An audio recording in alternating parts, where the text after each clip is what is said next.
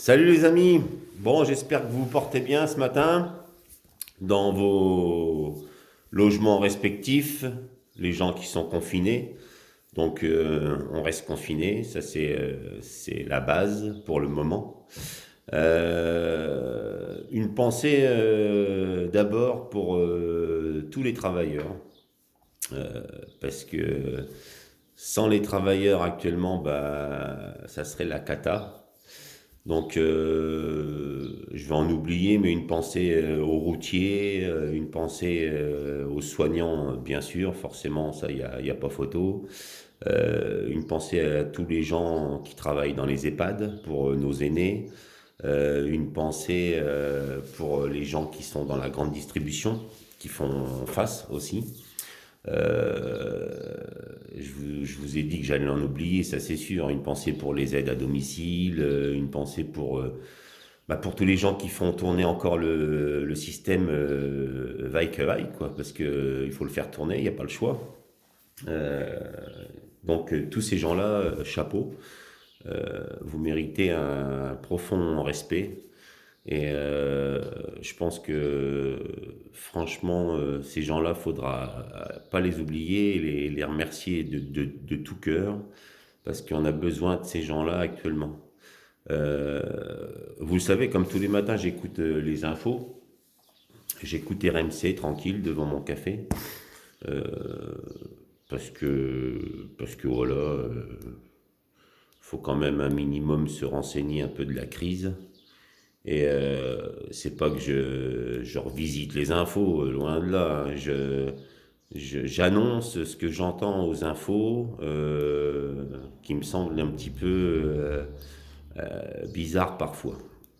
Mais bon, ça n'engage que moi, ça regarde que moi. Là, j'entends ce matin notre Manu Reva là, se déplace dans une usine qui fabrique des masques dans la Loire. Là. Alors, je pense qu'il va encore leur porter la bonne parole. Je suis là, nous sommes là, on est là. Par contre, il ne va pas leur dire que depuis des années, nos gouvernants bah, sont pas des gouvernants, c'est des banquiers, c'est des grandes fortunes, c'est des gens qui sont au crochet des multinationales, etc., etc., quoi. C'est des gens qui oublient l'essentiel, qu'on oublié, qu'on appauvri notre système de santé. On est quand même la sixième puissance mondiale, mais on s'aperçoit actuellement que la sixième puissance mondiale bah, n'arrive même pas à faire face à une épidémie, à une pandémie, alors que d'autres pays moins puissants gèrent cette pandémie autrement. Ils trouvent des leviers pour faire face à cette crise sanitaire d'une amplitude massive. Alors, je ne veux pas être alarmiste, loin de là, mais ce matin, j'ai écouté le professeur Jouvin, là, le porte-parole hospitalier au niveau bah, des médias. Euh, Sans alarmer, le confinement, il n'est pas prêt de se lever, hein. Lui, il a été clair pour lui. C'est inutile de lever le confinement à l'heure actuelle. Et quand le confinement va être levé, il y aura d'autres mesures de fait pour pas que bah, tous les gens qui étaient confinés sortent d'un coup, parce qu'on va avoir vécu toutes et tous une période sous cloche. Et d'un seul coup, en 48 heures, tout le monde sort, tout le monde chope le Covid et rebelote, on engorge les centres hospitaliers et compagnie. Donc, armons-nous de patience, parce que ça va être long. Donc, trouvez toutes et tous de quoi vous occuper, parce que les semaines et les mois à venir vont être encore longs. Donc, bah, il faut trouver des occupations. Moi, j'ai connu par mon ancien métier militaire des mois comment de- c'était pas des mois de confinement, mais des mois loin de ma famille, loin des gens que j'aimais de ça. Et donc, bah, c'est dur, mais il va falloir s'armer de courage, donc on n'a pas le choix. Et tout à chacun, on va aider à notre niveau. Il faut aider les gens qui sont dehors, les gens qui bossent, les gens qui sont... Donc je demande à tout le monde d'aider par des petites choses qui sont toutes simples. Euh, les réseaux sociaux, ça sert à ça. Donc le moindre truc que vous pouvez faire, faites-le. Je sais pas, préparer un repas, annoncer que vous avez préparé un repas. S'il y a un gars qui est en détresse ou qui n'a pas à bouffer ou un machin, bah, ça peut toujours servir. Euh, Inventer, innover. Je vois, il y a des gens qui font des masques, c'est super.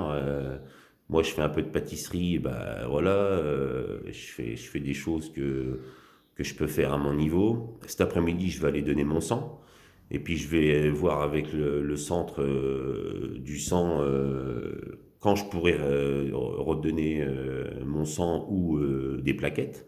Parce que là c'est pareil, ça va être la crise et ça va être presque une pénurie. Et ça, faut pas déconner avec ça parce que c'est important. Moi, j'ai tout le temps été donneur de sang, donc je vais continuer. Et je vous invite à aller donner votre sang parce que c'est pas compliqué, hein. C'est une petite piqûre. Ça fait pas mal, ça dure un peu de temps. Vous prenez votre casse-croûte, vous repartez chez vous et le tour est joué. Et ça peut aider beaucoup de gens. Ça peut aider les soignants, mais ça peut aider surtout les gens qui sont dans la détresse médicale. Donc faites-le, hein, franchement, faites-le. Parce que il en va de notre...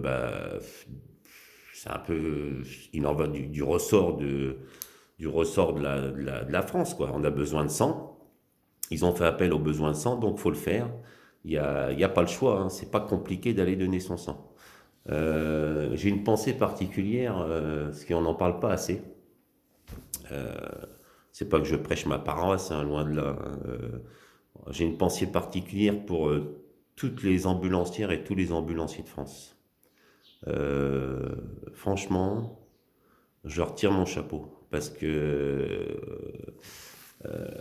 là, depuis le Covid, ces gens-là, toute la journée, ils transportent des patients avec cette pathologie.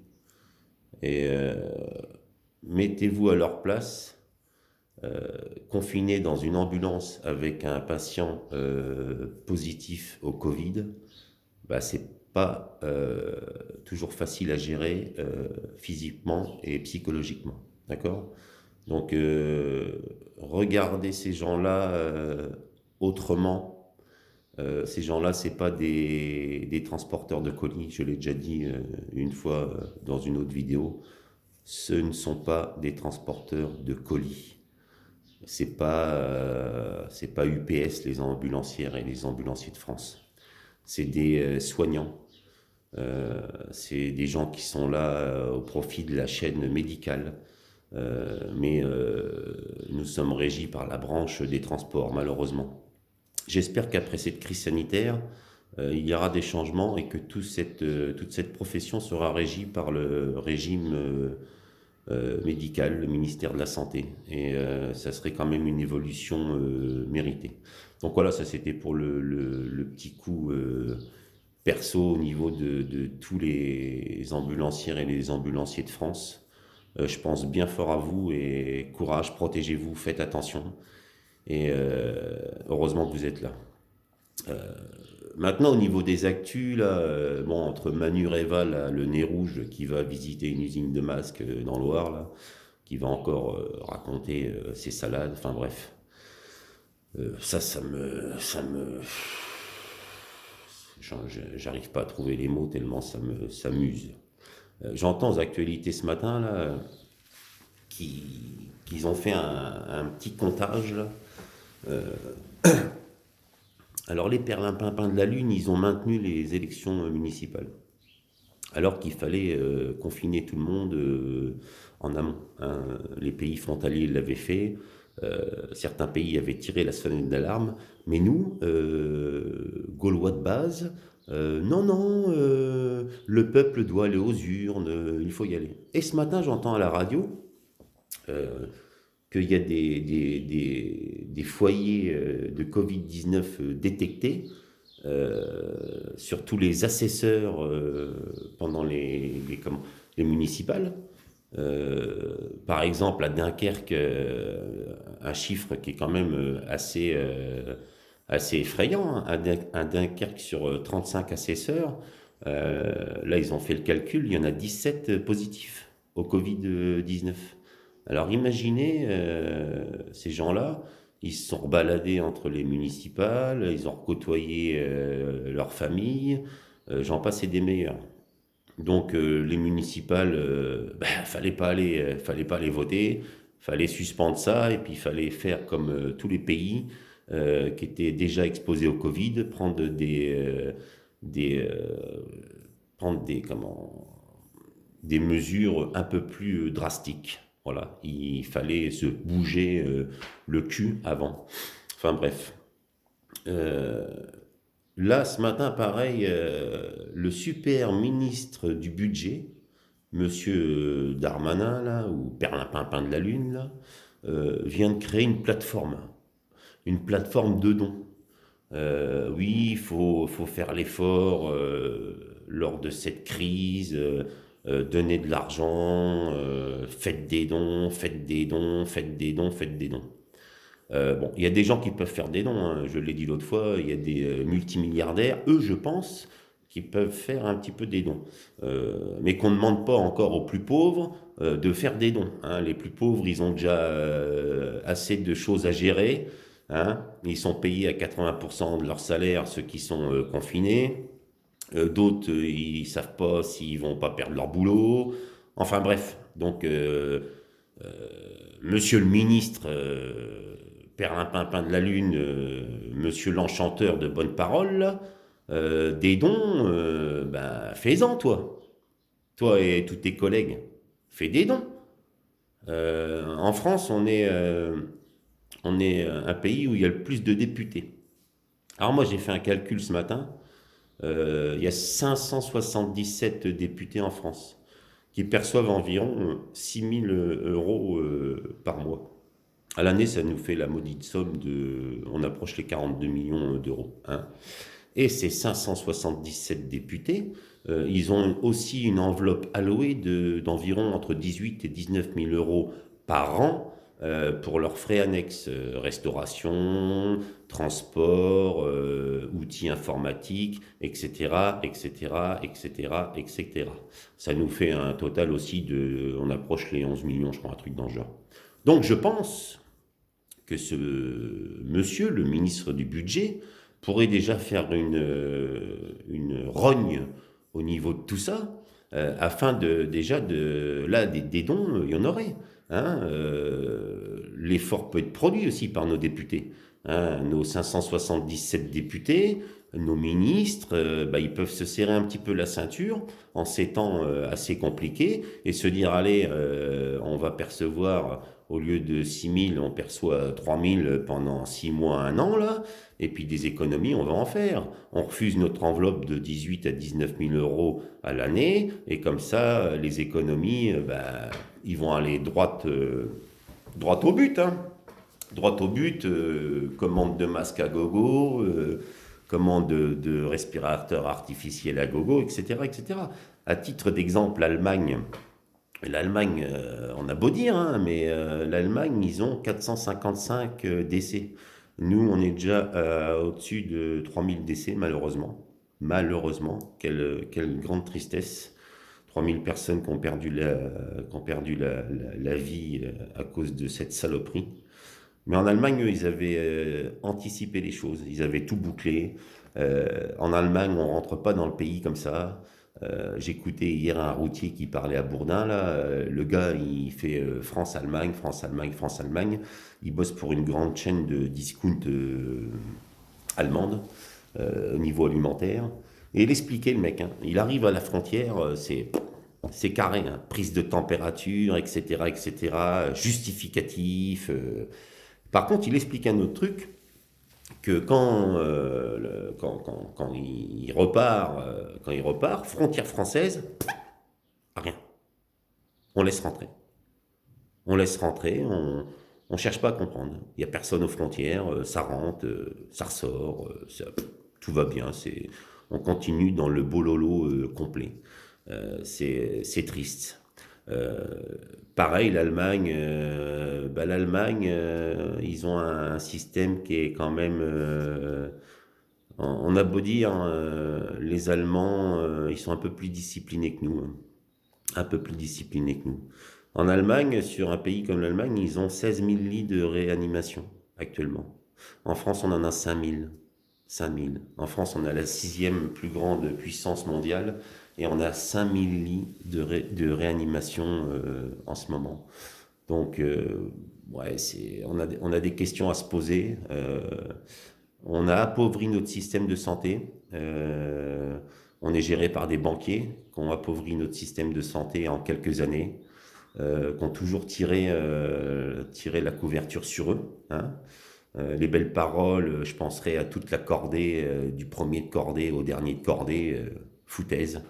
Foutaise parce que vous pensez qu'au premier de cordée, et puis le gars qui est au bout de la cordée, ben lui, on lui demande de faire des efforts, on taxe nos petites entreprises, on taxe tout le monde, mais à côté de ça, les économies qu'on pourrait faire ailleurs, on refuse de les faire. On refuse de les faire parce que pour moi, hein, ça engage que moi. Pour moi, ces gens-là, ils sont encore dans un système royaliste total. Et il y en a marre. Il y en a marre. Donc, on est en pleine crise sanitaire. Donc, tout à chacun faudra se rappeler de tout ça, hein, parce il y a eu des grosses erreurs et j'espère que tout le monde se rappellera de tout ça. Quand vous irez toutes et tous aux urnes, rappelez-vous de tout ça. Moi, j'irai plus aux urnes. Pourtant, j'ai des parents qui m'ont toujours inculqué d'aller voter, mais j'ai un dégoût profond pour tous ces gens qui font des promesses, des promesses, des promesses, des promesses, des promesses. Et dès qu'ils ont le siège, bah, tout s'envole. Tout, tout s'envole en 48 heures. Il n'y a plus de... Il y a plus de... Toutes les promesses faites, bah, ça s'envole. Alors ouais, cette vidéo, elle est un peu... c'est pas qu'elle est un peu tristounette, mais j'ai envie ce matin encore de dire certaines choses, mais bon, après, je sais, peut-être que ça sert à rien, mais je le dis. Mais je sais pas, peut-être que pendant mon confinement, peut-être que ça me fait du bien de sortir certaines choses. Alors vous allez dire, le gars, il tombe fou. Non, loin de là, je ne tombe pas fou. Parce que j'ai vécu des mois et des mois dans d'autres circonstances, donc je tombe pas fou. Non, non, je garde la tête froide et je m'occupe comme je peux. Et parce qu'il faut bien. Mais bon, j'ai mal de voir notre pays comme ça. Alors là, pareil, on remet la faute sur les Chinois, sur le pangolin, sur la chauve-souris, sur le serpent, sur les fourmis. Ça y est, ils font des thèses et des antithèses et v'là, et v'là, et v'là. Mais non, le foyer du Covid, ouais, ok, il part de là-haut, ok. Mais il fallait prendre les mesures qui étaient à prendre en temps et en heure. Fallait mesurer l'ampleur des dégâts et il fallait pas se mettre une visière devant les yeux, dire ça n'arrivera pas, il n'y a pas de souci, on est là pour vous, on a le matos, c'est ça. Faux, non, non, non. Là, ils ont vendu comme à leur habitude, les grands parleurs, ils ont vendu du rêve. Comme en 1986, Tchernobyl. Non, non, le nuage radioactif n'arrivera pas au-dessus de la France. Non, non, il s'est arrêté. Stop. Le nuage, il a mis un coup de frein à main, il s'est arrêté, et puis basta. Bah là, ils ont vendu le même rêve. Le Covid restera en Chine, on n'aura pas de cas en France, et puis tout ira bien. Et puis garder le moral, il n'y a pas de raison de s'inquiéter. Ben maintenant, on voit le résultat, on voit qu'il y a une nation quand même qui s'inquiète de la suite des événements. Moi, je demande une chose, c'est que nos, nos, nos personnels soignants soient aidés Je demande qu'une chose, c'est que tous les gens qui travaillent soient aidés et que tout de suite on lève des leviers et que tout de suite, là, dans les 8 jours à venir, on change totalement, radicalement de politique. Euh, L'Allemagne n'a que 455 décès. Pourquoi? Parce que le professeur Jouvin, là, il parle tous les jours, c'est lui le porte-parole. Il explique, ce gars-là, il est devant la, il est au front. À Pompidou, là-haut, à Paris, il est au front. Il explique que tant qu'il n'y aura pas de dépistage en masse, on va pas s'en sortir comme ça. On va pas s'en sortir comme ça. En Allemagne, ils dépistent en masse. Et ce qui se passe, c'est qu'ils confinent les positifs et ils confinent les négatifs d'un côté, positifs de l'autre, et ils arrivent à enrayer comme ça. Et ce matin, il expliquait, ce gars-là, ce médecin, tant que les autorités n'auront pas compris qu'il faut faire ça, eh ben, on va pas endiguer la pandémie comme ça en claquant des doigts en 2 jours. Donc, il faut qu'ils se bougent. Donc, nous, les gens en plein confinement, eh ben, on se rappelle qu'on reste chez soi. On va pas faire des courses tous les jours. On va pas faire des conneries qui n'ont pas lieu d'être. Et puis, on prend son mal en patience. Moi, je voudrais bien monter sur mes vélos. Je voudrais bien aller faire des choses. Je peux pas. Donc, je fais comme tout le monde, comme beaucoup de gens qui respectent le confinement parce qu'il n'y a pas le choix. Voilà, voilà. Nos gouvernants aider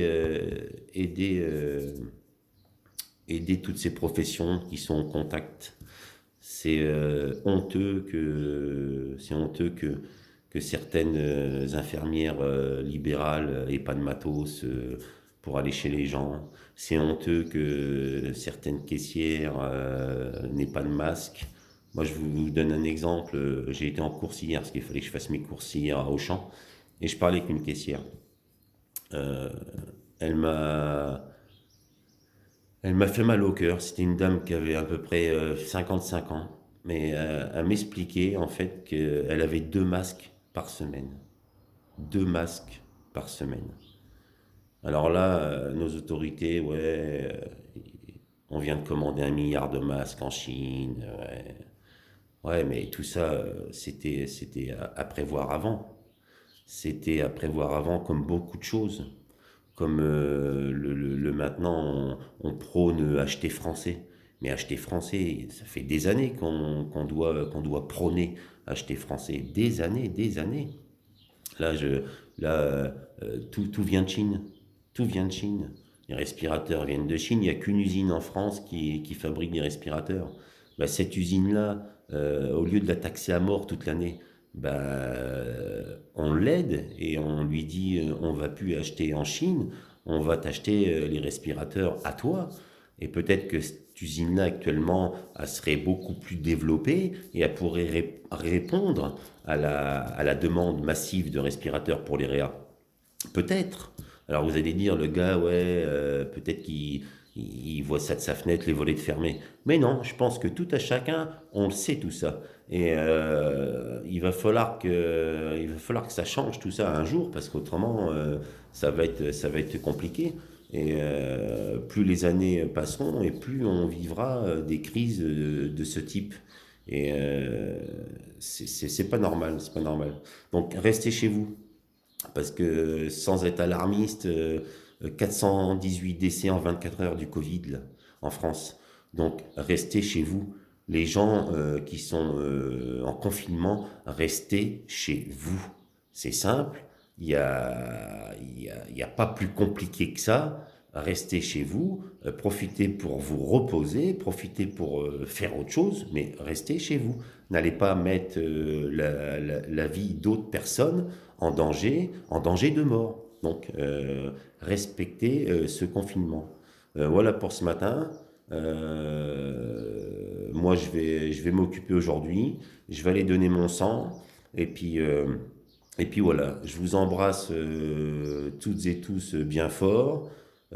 Soyez toutes et tous courageux dans la galère et gardons le sourire parce que on n'a pas le choix. Même s'il y a des journées un peu plus compliquées que d'autres, on va tous avoir des journées où on va avoir un coup de blues, où on va se dire oh là là, merde, merde. Ben, même dans ces journées-là, eh ben, il faudra trouver la force de rester positif. Hein. En gardant à l'esprit que nous, on est chez nous. On n'est pas exposé. Hein, en gardant à l'esprit que tous les bataillons là, qui sont exposés, eux, ils sont en souffrance. Donc nous, on est confinés, c'est pas compliqué. Je vous embrasse encore une fois, je vous souhaite une bonne journée et courage à toutes et tous. Bisous.